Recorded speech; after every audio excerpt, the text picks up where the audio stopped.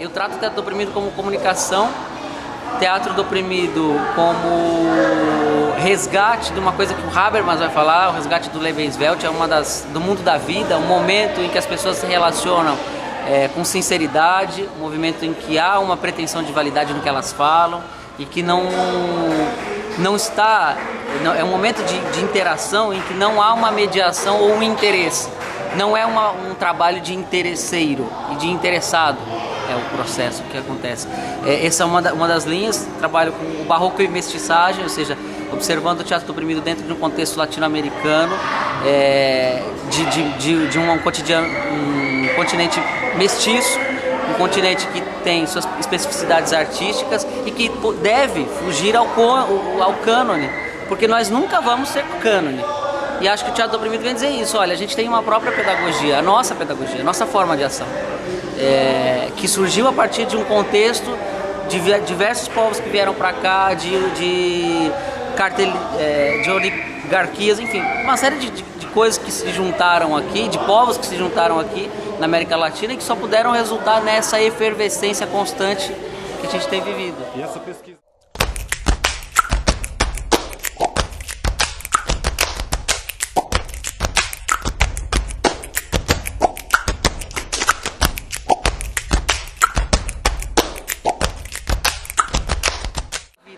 Um diálogo do corpo com o ambiente, do corpo com o outro. Há uma tendência muito grande pela tecnologização do nosso cotidiano, computador e tudo isso. Isso é uma falácia, né?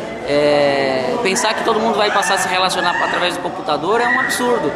Isso não vai acontecer. As pessoas ligam o computador e vão pescar, e vão conversar. A televisão não cancelou, o computador não cancelou o que a televisão fez, a televisão não cancelou o que o rádio faz e tudo isso. Então, e o teatro não vai morrer porque existe tecnologia. Agora, é um ambiente de interação, um ambiente de relação entre as pessoas, uma relação nunca pura, mas com grande intensidade de abertura, que as pessoas possam se comunicar efetivamente numa comunicação que não dependa de mediação, com relação a essa interação de corpo, né? E aí a gente usa os exercícios do Boal, os Jogos para Atores e Não Atores, o Arco-Íris do Desejo, que são livros que vão te dando base para isso, para trabalhar essa relação de corpo, né? Conhecer o outro, saber que o outro tem um corpo igual ao seu, isso é muito importante e não se tem feito isso, mesmo quem faz teatro eventualmente não faz isso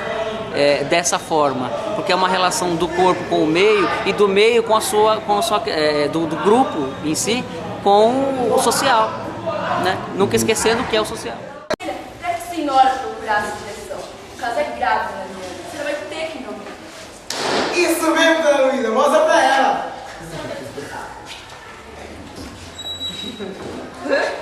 É sempre assim. Primeiro ela fala, seu Gabriel, tem um botão ali? Seu Gabriel, faz isso pra mim, faz isso. Olha, o ambiente é a escola, né? Então o cenário é uma escola.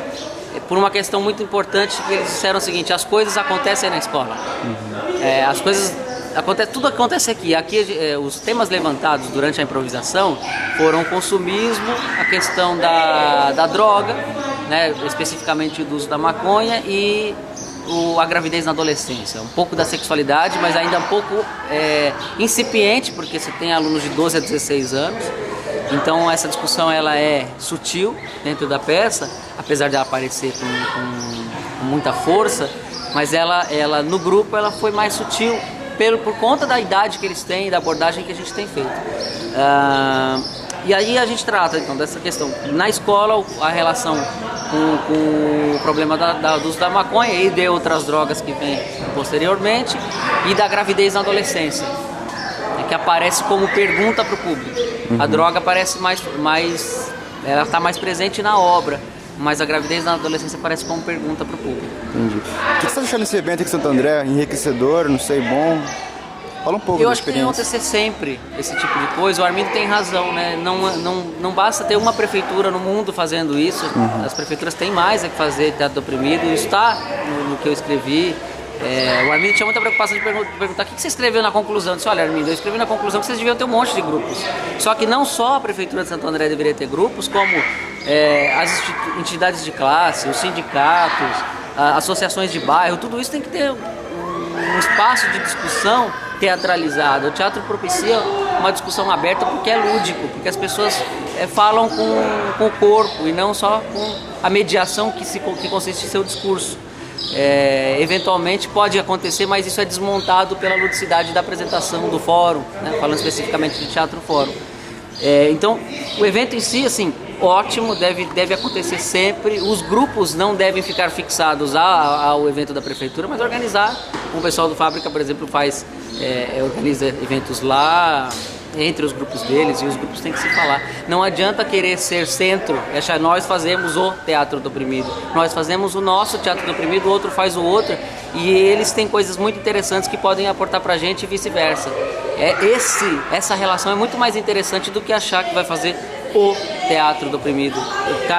Quanto mais estéticas e quanto mais formas de trabalho, melhor. Perfeito. Fechou. Falei muito?